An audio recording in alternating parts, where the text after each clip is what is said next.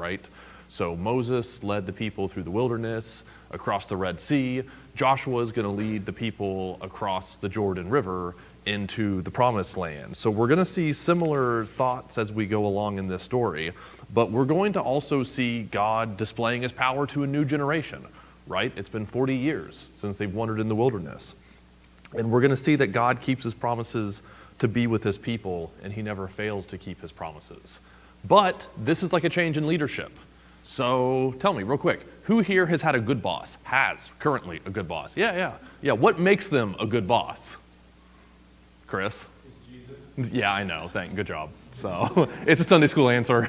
Good job. So I feel like I'm right back with the first graders. So, all right, who else has had a good boss? Like, what made him a good boss? Lina. Someone who's clear on expectations. Oh yeah, right. You actually know what you're doing. Like, you're going to come in every day and you know what you have to do and you know what has to get done and you know what's going to happen even if you don't get it done. And like, it's just, yeah, absolutely. Pastor Chris. I got to think of it on that. I also understand that this church is my boss more or less, and I have to. Yes, I would agree. So yes, we set clear expectations. So. He gets a gold star on his page. Yeah. Well, that'll reflect in your next performance review. So, yeah. Okay, so I'm retired, so I don't have a boss right There you now. go. That's the best kind of boss. I have had, my favorite boss was also a believer. Oh, sure, yeah. So when you have a boss like that, she has understanding and compassion, especially in the home. Oh yeah. Yeah, no, absolutely. You know, like it really is important when you come to like treating other people better than yourselves. Like, who grasps that concept? Like, Christians should be the ones that grasp that concept. What about a bad boss? What makes a boss less than ideal to work for? Oh, shortly go right ahead. Very condescending. Oh yeah, right? That I am the boss and you're the employee. Opposite of the believer. Yeah, that absolute lack of humility. Yeah. What else? Yeah, right. You can manage and set expectations, but you can also have unrealistic ones, right? Either time constraints or productivity, yeah, absolutely. I just had, when I was in the insurance world, I had a boss who made it clear that he was there to Oh, yeah, absolutely. I kind of had that mentality. Like, my job is to keep stuff off my boss's desk, right? But it's because, like, she's a regional director. She has 7 hospitals. I have the 1. So, like, I shouldn't be making her think about my one little hospital because she's trying to think all about this. But that's me looking up and being like, hey, I understand you got other stuff going on. Especially, like, when I cover for her when she's on PTO. I'm like, you have a lot of stuff going on. So, like, there's one way in like we want to do that correctly, but then there's the other way where it's like, no, you work for me. I'm going to come down and take credit for the work that you're doing. Yeah, that's not great. What happens when bosses change? Is that always super smooth? I've been through 7 healthcare acquisitions and mergers. 7 of them. And they have all just been fine, 0 issues, no problems. No, they've all been problematic. No, it's horrific how much things change and how long sometimes things change and how long it doesn't change. I remember one January 1st, they came in and they're like, here's all of your new HR policies. And it was like 700 pages of policies. And we're like, well, what happens with the old one? Where's the gap analysis? Can we see what's going on? They're like, no, these are just your new policies. Have fun, bye. Okay. And then I've had other jobs where now we're like 5 years into this acquisition and there's still policies from the old organization. And they're like, well, it made sense to kind of keep it. So leadership is challenging and leadership transitions can be challenging. And that's what we're looking at in this text. We're looking at a leadership transition. Moses has actually died. His chosen leader, God's chosen leader for his people, decades in the wilderness, delivered them out of the hand of Pharaoh, miracles and signs and all of that stuff. And now God has chosen Joshua to take his place. And, to be fair, Joshua had led men in battle, and he'd gone with Moses up on top of the mountain, and he and Caleb were the 2 good spies. So, it's not like he's a complete unknown entity. It's not like he doesn't have any experience whatsoever. But being Moses' assistant and now being God's chosen leader, those are 2 different things. There's no one there now for him to defer to. He is the one in charge. So now the people are going to enter and possess the promised land 400 years after God promised it to Abraham. And they're standing on the banks of the Jordan River, and they're looking across it, and here's Joshua now. Joshua wanted to make sure all the Israelites knew that God was with them, and that the Lord would lead them into Jordan lead them across the Jordan, just like he had done in the Red Sea. So do you think the people had questions? Do you think this was a time, do you think everybody got this and they were fine with it? I don't know that the Israelites have a history of getting it and being okay with it. They probably had some questions and concerns. What questions and concerns would you have? Well, I mean, getting back to Yeah, yeah. them, Uh-huh. it's a whole new generation. Mhm. It's not the same group. It's their children. Right. Yeah, this generation was raised in the wilderness. They watched their parents and their aunts and their uncles all die in the wilderness because of their disobedience.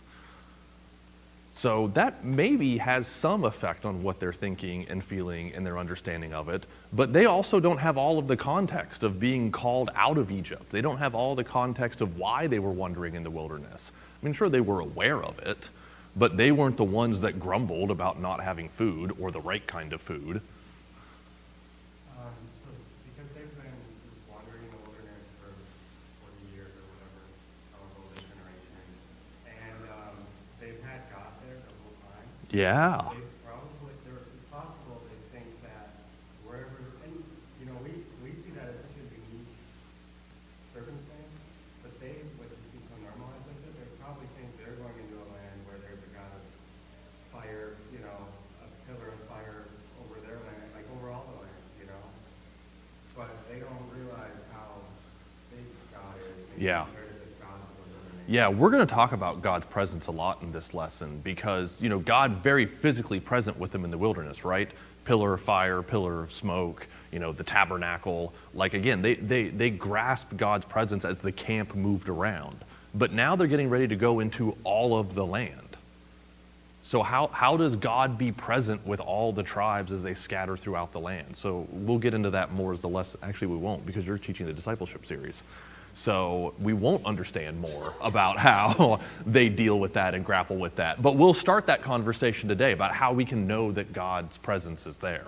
And that's going to be a struggle that they have. They're going to have to work through this. So we've seen Joshua be chosen as Moses' successor. We've seen Moses kind of charge the nation. This is what you're going to do. And now Joshua's really going to take command here in Joshua chapter 3, and he's going to let them cross the Jordan. So that screen keeps blanking out, Kevin. So I'm going to move over here, and I'm going to read Joshua chapter 3, verses 1 to 8 for you. It says, Then Joshua rose early in the morning, and they set out from Shittim, and they came to the Jordan, he and all the people of Israel, and lodged there before they passed over.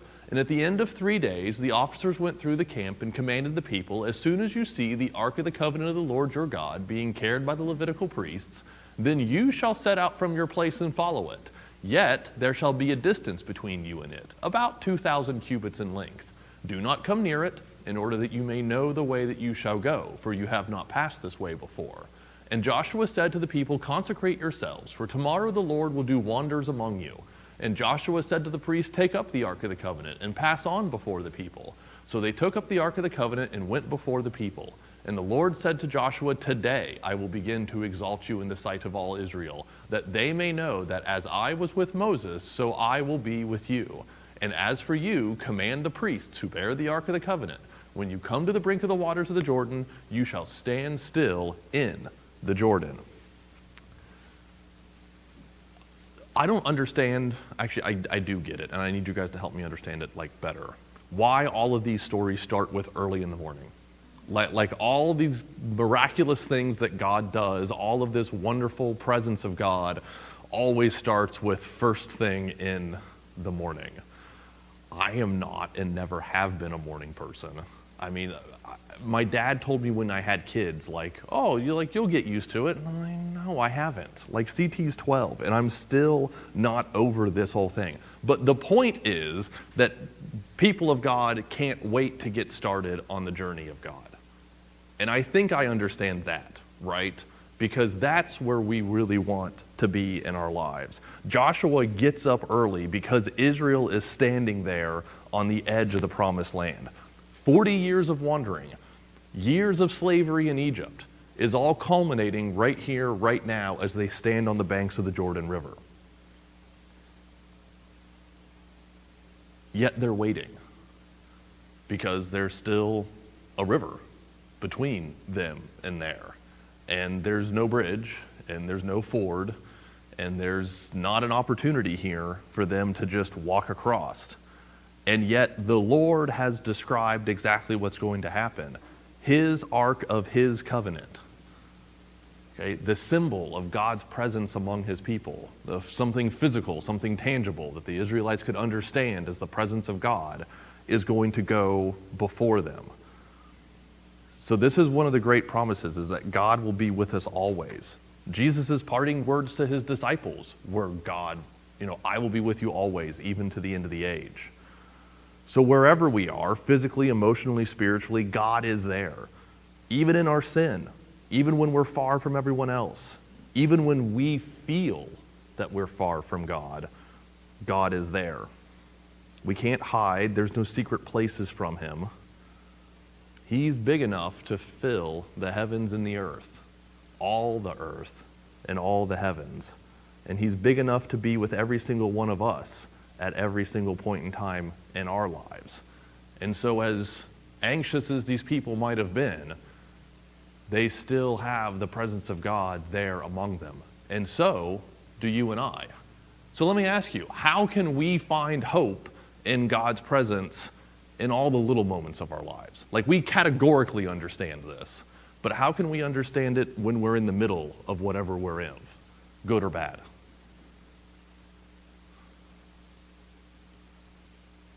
Judy. We have the Holy Spirit, Yeah. so we have that advantage, if you will. It was given to us. Mm-hmm. For comfort and guidance. Yeah. We don't have to have like a physical ark of the covenant to remind us of God's presence. Like, we don't need that focal point for God to come down and dwell between, and it's separated from us by a curtain, separated from the rest of it by like, we don't have to have that physical separation. We've got the Holy Spirit, who is God, dwelling inside of us.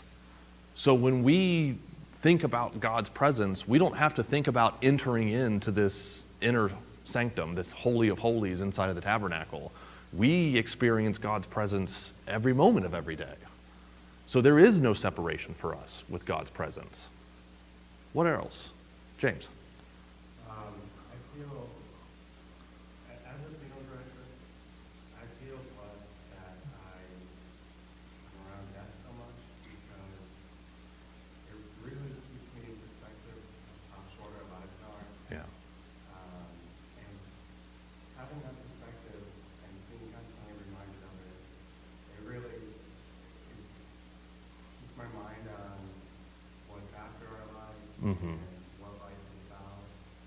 And that kind of thing, I think, is somewhere we can kind of help with having a different perspective and realizing that, yeah, we might live another, whatever, 50, 100 years, but then we'll be with God for a million, times a million, Right, yeah, absolutely. It's that perspective idea. If we're only focused on the moment, then we're only going to be focused on the moment. But if we can just help ourselves take that step back and see what God's plan is, and see what he's done and what he's going to do, know that he's done the things he's done and that he'll do the things he's promised to do because he's done those things, it does help us with our perspective a little bit. It does help us take that little bit of a step back and realize that this moment is just this moment. It's passing, it's fleeting. Our lives are just passing and fleeting. But it's still an opportunity for us to evaluate ourselves in light of this grand scheme of God. These people here, hundreds of years of slavery, 40 years of wandering in the wilderness. God told Abraham, you're going to possess this land. 400 years later, they're going to start that process. They're not even going to finish it. Just The finding hope in Mr. Analytical here, the prior Mhm. slide showed 2,000 cubits. So there's some things the Lord's This is what we're Yeah. getting what out of the, and so that gives me hope that, and there's some things we don't know exactly, but there's some things that's like bang, bang, bang. This- Yeah. I don't know why it was 2,000 cubits, that sounds like about 2/3 a mile. I find that fascinating. We're going to talk about it here in a minute. Oh, okay. Yeah, no, you're doing great. But anyway, I do find there's specifics that he said, this is how we're doing business Yeah. exactly. Yeah, right. That's the hope. We know that God cares about us in this moment because God is in this moment. You know, He has ordained these things to happen. He's in control of these things. He understands. There's no detail to find that He cannot grasp. Like, I get lost in details sometimes. Like, I'm doing a bunch of math right now, like ergonomic math. Like, it's equations for like how much you have to lift and the angle and how much you put and how far away it goes from. Like, I read the formula. I see the formula. I know what numbers to put in the formula, and then it gives me a number, and I'm like, okay, that makes sense, I guess, because the formula made. Like, I'm lost in those details. God doesn't get lost in the details. God understands all of it, and we're going to see why He ordained that here in a minute.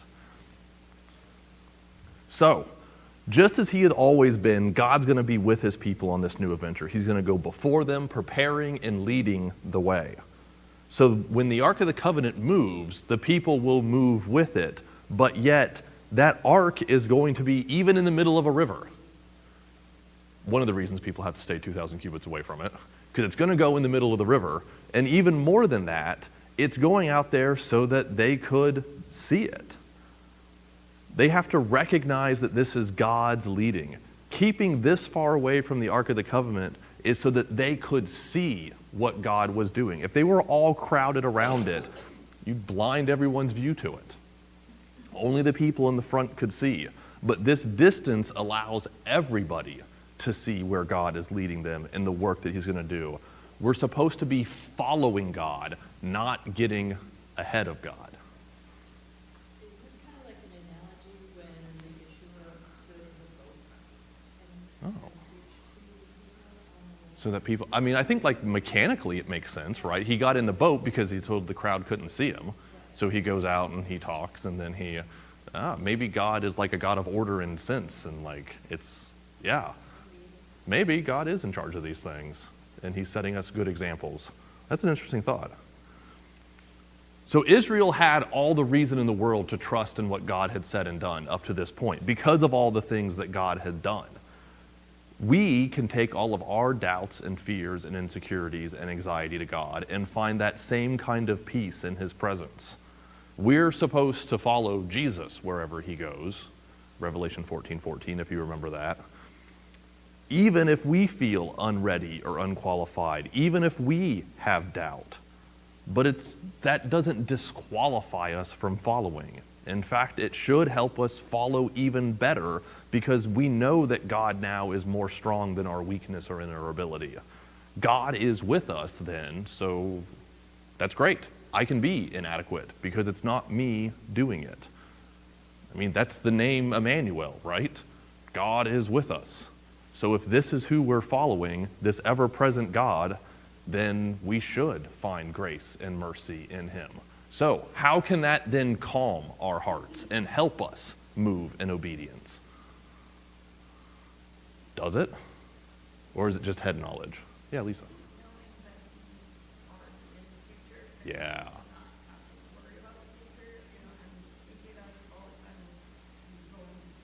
Mm-hmm.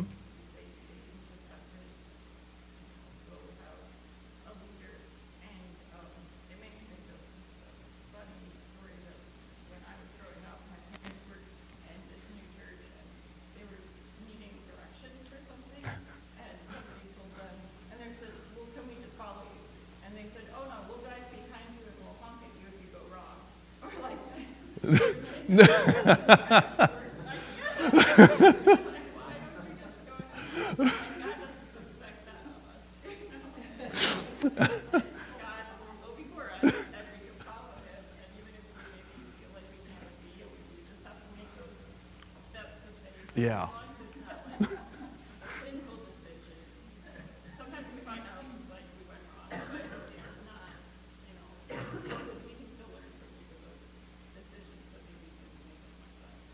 Yeah, I do think that's one of the reasons why we can follow, right? Is because God is already there.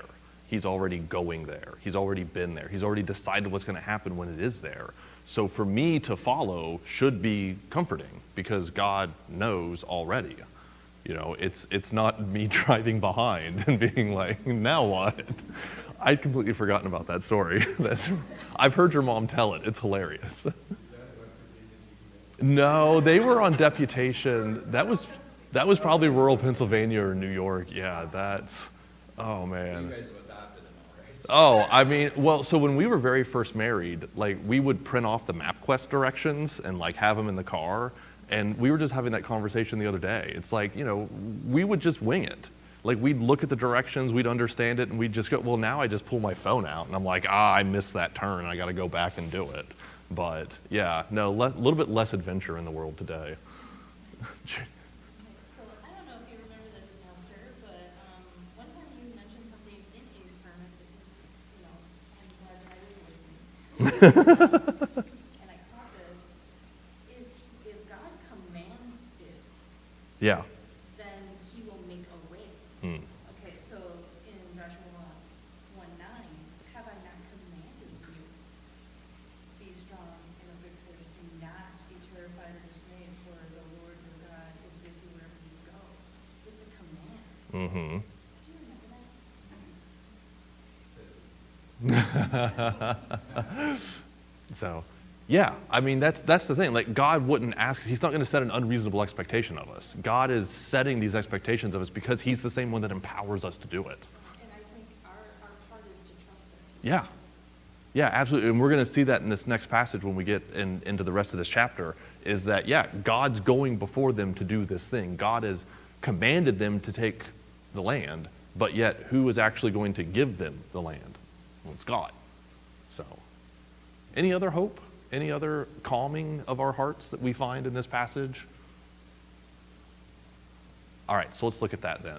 So Joshua 3:9-14 say this, and Joshua said to the people of Israel, come here and listen to the word of the Lord your God. It keeps blinking. And Joshua said, here is how you shall know that the living God is among you, and that He will without fail drive out from before you the Canaanites, the Hittites, the Hivites, the Perizzites, the Girgashites, the Amorites, the Jebusites. Behold, the ark of the covenant of the Lord of all the earth is passing over before you into the Jordan. Now therefore take 12 men from the tribes of Israel, from each tribe a man, and when the soles of the feet of the priests bearing the ark of the Lord of all the earth, shall rest in the waters of the waters of the Jordan shall be cut off from flowing, and the waters coming down from above shall stand in one heap.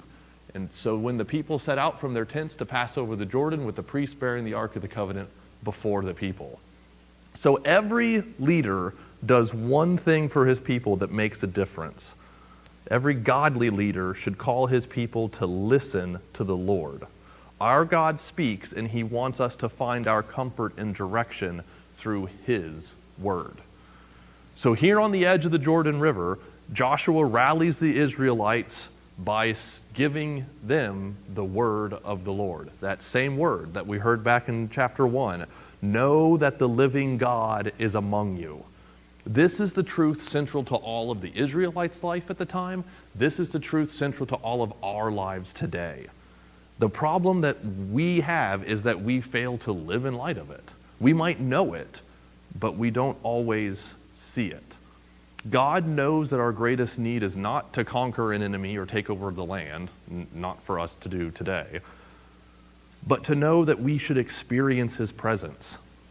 Everything else then that flows from God in this life is from His fountain of His presence. So in what ways have you experienced God's presence?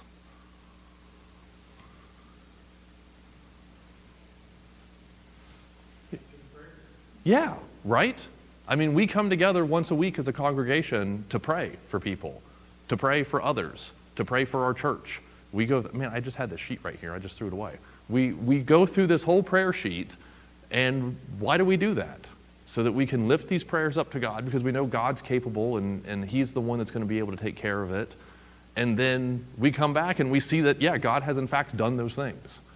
We prayed for the salvation of people who have gotten saved. We've prayed for the healing of people who've been healed. We've prayed for our missionaries as they've sent in their requests. And then we've seen in their next prayer letter how God answered those requests. We've prayed for new visitors and church growth, and we've seen exactly that. So yeah, we experience God's presence, God's active guidance in this world right now through our answered prayer requests. How else? God sometimes provides and we don't know that we need it. Yeah. Yeah, God still provides for us today. I mean, like, we're not going to get quail up to our knees, and we're not going to get whatever this is, manna, but God still provides for our needs, right? The college girls were here. They could probably tell us stuff about how checks come in and anonymous donors give and all that kind of stuff. But yeah, we don't believe in happenstance. God provides for us when we need it. It rains when it needs to. It doesn't when it doesn't. Things don't break when they should break. I mean, we've all got stories like that, right? That's God providing for us. Yeah. Comfort in times of sadness. Right. Yeah. I mean, it doesn't have to be something physical, but like, how do we deal with all this stuff in life? Well, we deal with it all through God's grace. And so when we have comfort in a time of trouble, when we don't get angry when we should get angry, like, I'd be flipping tables over this monitor right now, but like, Kevin's just trucking right along, you know. I'm frustrated. I'm not even dealing with it.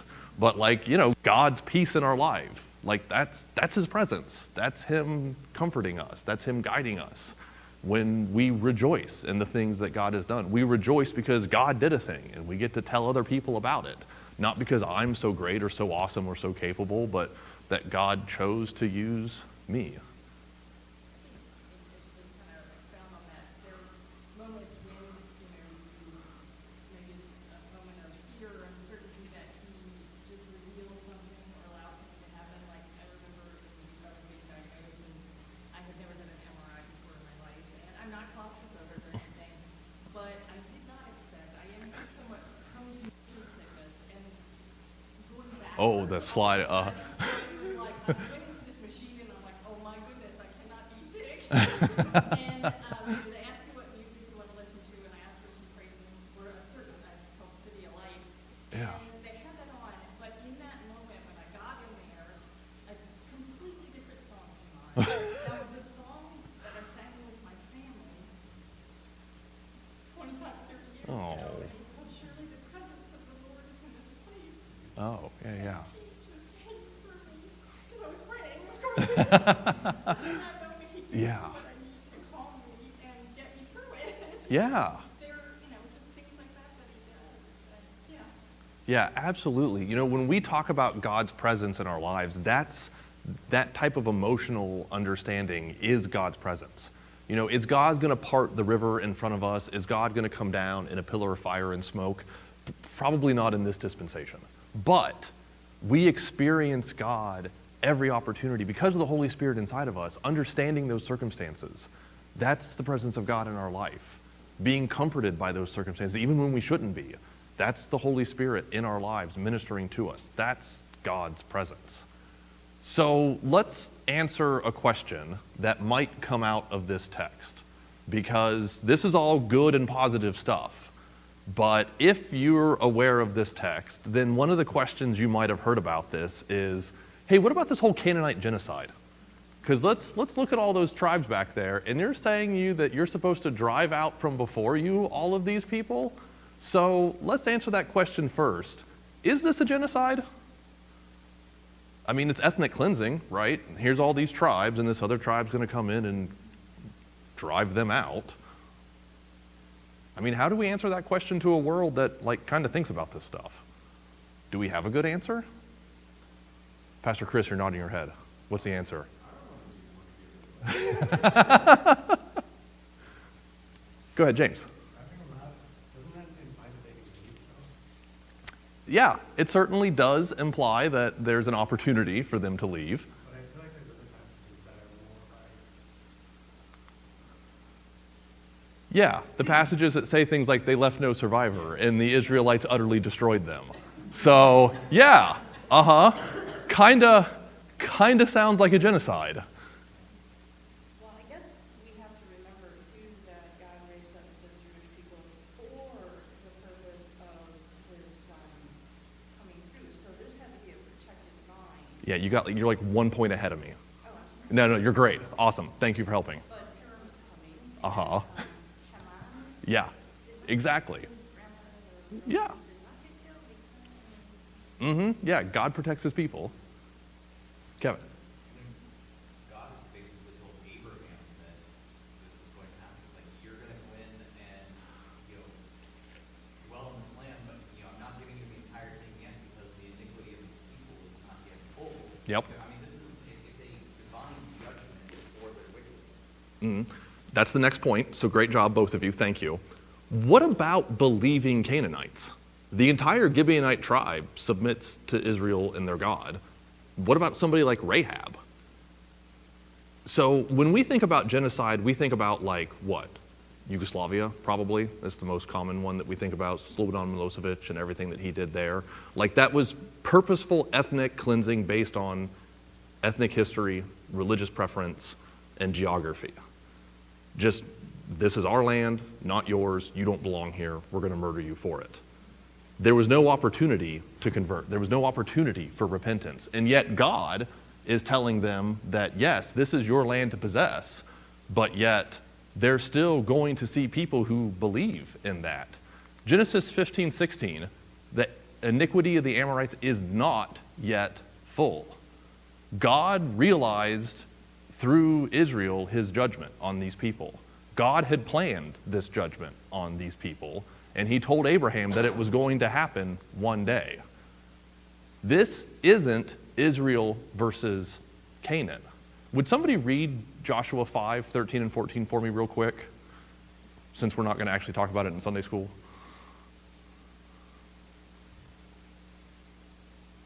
And it came to pass when Joshua was by Jericho, that he lifted his eyes and looked, and behold, a man stood opposite him with his sword drawn in his hand. And Joshua went to him and said to him, Are you for us or for our adversaries? So he said, No, but as commander of the army of the Lord, I am now come. So this isn't Israel versus Canaan. This is the Lord versus sin.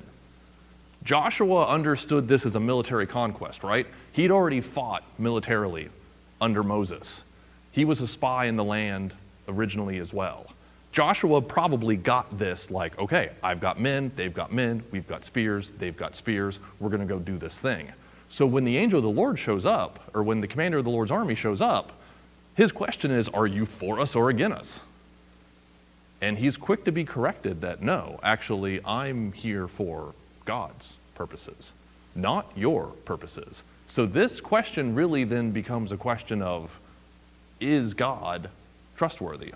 Is a holy and righteous God who says he will judge sin, when he judges sin, will he not do it perfectly?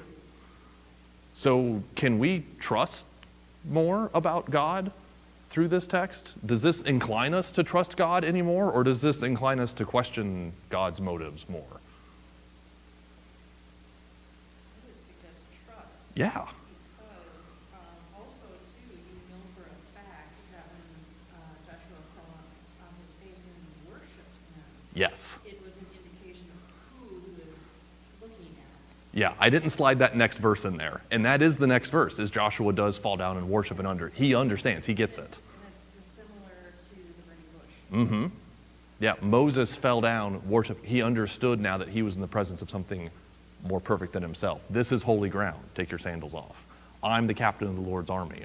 You should respect that position that God has put me in. I think it also, throughout, like, the Chronicle, everything is just saying how, they did evil in the sight of the Lord, and then when they were told to take a land and they were supposed to get rid of everybody, and they didn't, God knew their hearts would always be swayed by these foreign gods, when they intermarried, and so it was a way of him saying, or trying to protect, knowing, he's all-knowing, and knowing that if they don't, they will be led astray. Mm-hmm. Other gods and things like that. So as hard as that may seem, he is like kind of protecting his people because he knows what's to come and what will happen when they interact. Absolutely, yeah. Isn't it a way that God also testified who he was to all those nations? Yeah, so let's talk about this for a minute, because that's an interesting concept. Because a couple of times in this passage, we see that it is the Lord of all the earth. So if it's the Lord over all the earth, yes, it's Israel's God, because it's not, Baal, Canaanite's God. But yet, Lord isn't just Israelites' God. He's Lord of all the earth. So if he is judging all the earth as either sinful or faithful, then he's going to exercise that judgment over all the earth. He's doing it here. He did it to the Egyptians, did he not? He's going to do it to the Canaanites now. He's going to do it to the entire world in Revelation. So the Lord is the Lord of all the earth. So this isn't some petty sectarian squabble in some country that you probably couldn't identify on a map without help. This is Lord over all the earth, judging all the earth that he created, and only he can rightfully judge. I think, when I've had these conversations with people, they think of this in terms of, their American context, Yeah. where they think that, the next country over is just a bunch of nice people,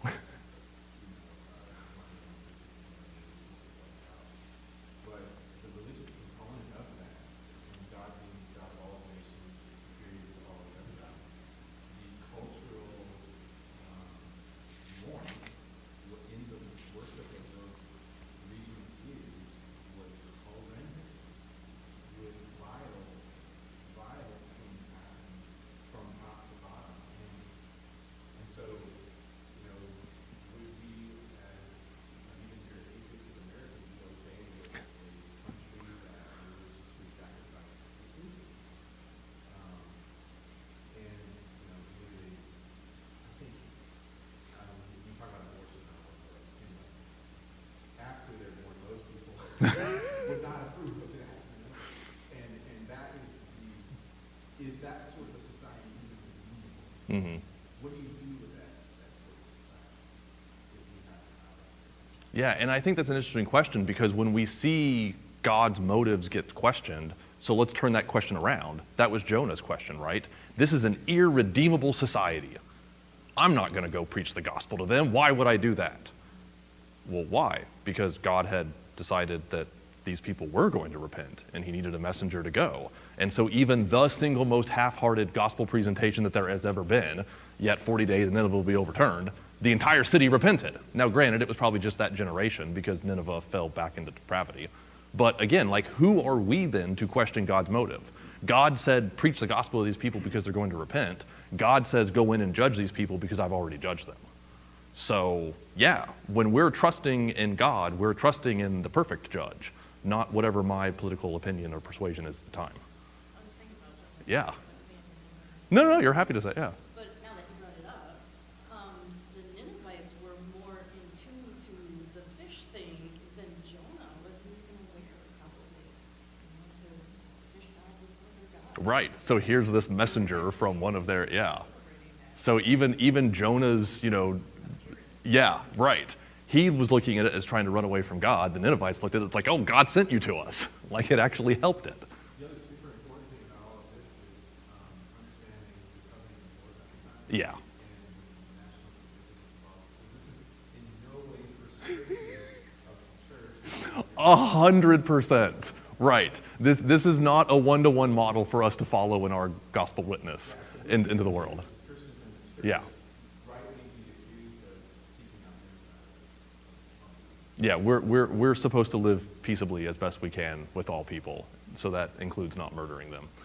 We'll talk a little bit more specifically about a modern application of this when we get into the application, but any other thoughts before we move on? Yeah, Lisa. You kind of already talked about how there was a judgment, like Yeah. what we should focus on is not so much judging, which is obvious, Mm-hmm. right? But just the fact that the grace of, like I said, the saving some of them, but also just that he chose Israel. So Right. the flood, that was the bigger judgment of lots of people dying, but God chose Noah's family to survive and everything, so he chose Israel for no Mm-hmm. of their own, and, Noah didn't strike because other people for their sins. Yeah, I do think that's the important balance to this conversation, is that we can look here in the context of God's judgment, but we should also look at the election of Israel and consider our own, right? God has ordained judgment because we're all sinners, but yet God in his grace still reaches out into that pool of sinners and rescues some of us. So when we think about God's judgment, yes, but we should also be thinking about God's redemption. So we can trust God because God is the one who judges righteously, but God is also the one who saves graciously. So let's pull this forward a little bit. So God promises to be with his people, and he never fails to keep his promises, right? He was with the Israelites in their slavery. He was with them in the wilderness. He's going to be with them and Joshua as they go into the promised land. He's with us today. So where is God leading you? I mean, are you standing at some metaphorical Jordan that God is asking you to cross and go do something? I don't know.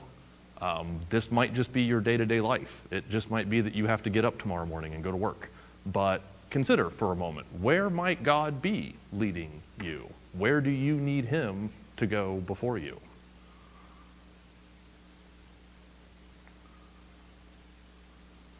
Is that a question? Yeah, sure. Yeah.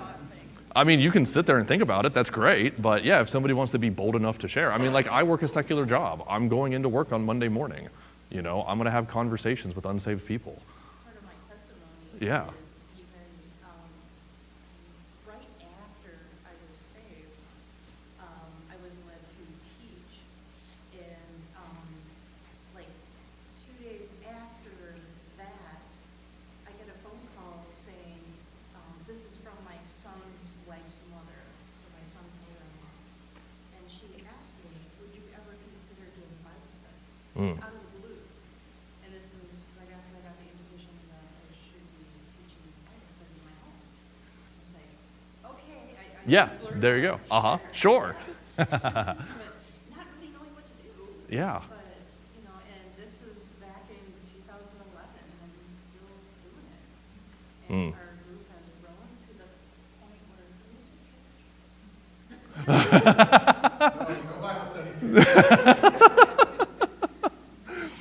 Yeah, certainly. I mean, that's one of the reasons we built the building, was so that people could like do that.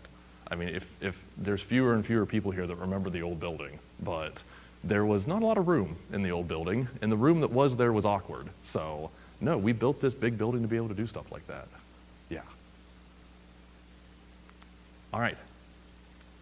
So they faced a physical barrier, right? An actual river.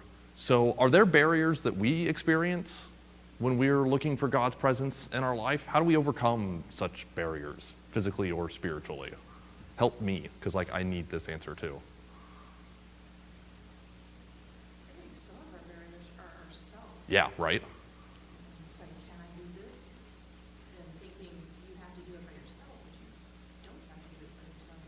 Yeah, I mean, I think as we try to make this conversation about faithfulness and obedience, we're only able to be faithful, we're only able to obey because it's God who calls us to do the thing, and then it's God who empowers us then to do the thing. So yes, we still have to submit to that, but yeah, it can be our own selves, and the answer is that it's not our own selves doing it. So yeah, James. I think that finding ways to put God above yourself, like actionable, specific ways. I mean, you were Sure. saying earlier that you don't like, you're not a morning person. Mm-hmm. But maybe that would be like a way, and I'm just gonna use that as an example. No, it's a great example. Maybe like if you were gonna be intentional, like I'm gonna sacrifice my morningness, sleeping in, I'm gonna sacrifice sleeping in to worship God.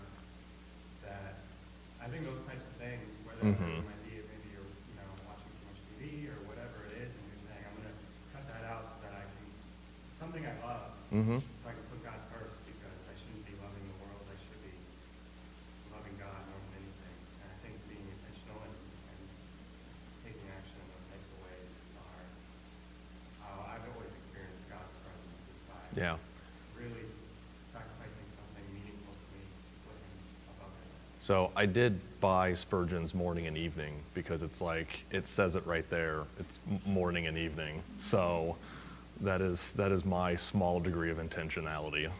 So, but you're right. That's a great one. Anywhere else? Any way else? All right. What is something concrete? How will you testify to God's presence and share the good news of Jesus this week with others? What's something that you're going to do, or something that you can tell me to do this week?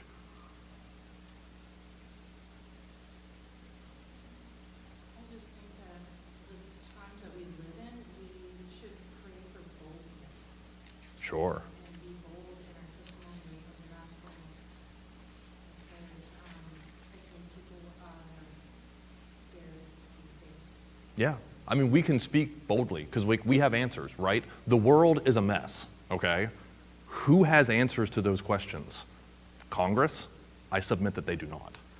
We do, though, right? We know the solution to the world's problems. We know the solution to personal problems. We know how to address issues between parties that don't understand each other. We understand sacrifice and forgiveness and reconciliation. So we should be bold in speaking that into the world that doesn't. All right, we've got 5 minutes left, so here's some bonus verses, okay? We've been talking this whole time about God's presence. So if I could get 1, 2, 3, 4, 5, 6, 7 volunteers, we've got 7 verses, we can do it in 5 minutes, okay? Let's read these verses together and then let's briefly summarize them.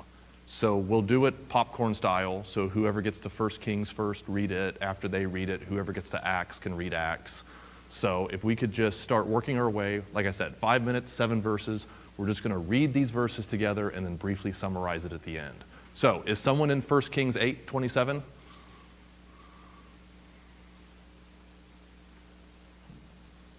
Whoever gets there first, just read it.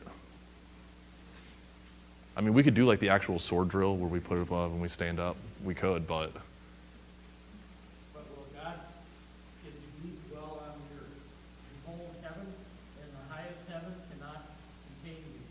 How much less this house that I have built? all right, Acts 17. Bernie. God who made the world and everything in it, he the Lord of heaven and earth, does not live in temples made by man. Psalm 33.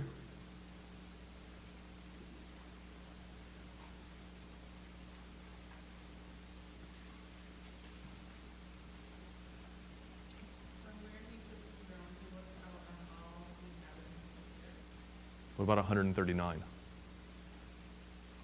Where shall I go from your spirit?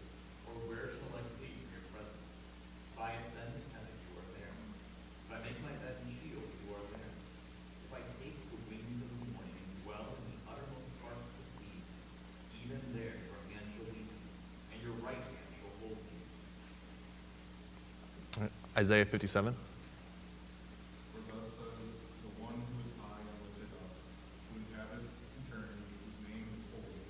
I dwell in the high and holy place, and also with him who is a contrite and lowly spirit, to revive the spirit of the Lord, and to revive the heart of the contrite. All right, Jeremiah 22. And our God, only 23. one near, is a declaration of our mind, and not God when far off.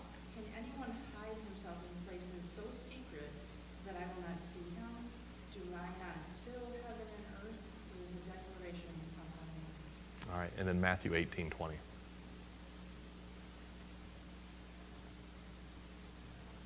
If you can quote it, quote it. For where two or three are gathered together in my name, I am there in the midst of them. All right. So let me bottom line this for you, okay? God's omnipresence then refers to his presence in all time and all places simultaneously. Because God exists apart from and outside of time and space, he is not limited by their constraints. He is present with us wherever we are and sees all that occurs. Nothing escapes his attention. God's omnipresence is a deterrent for sin and a source of great comfort and hope for believers. So I hope that that's what you've taken away from this lesson this morning. These verses help illustrate the point that Joshua is making in the text. So if you have some additional thoughts about it, if you have some more questions about it, feel free to stop me afterwards, but let me pray and then we'll be dismissed.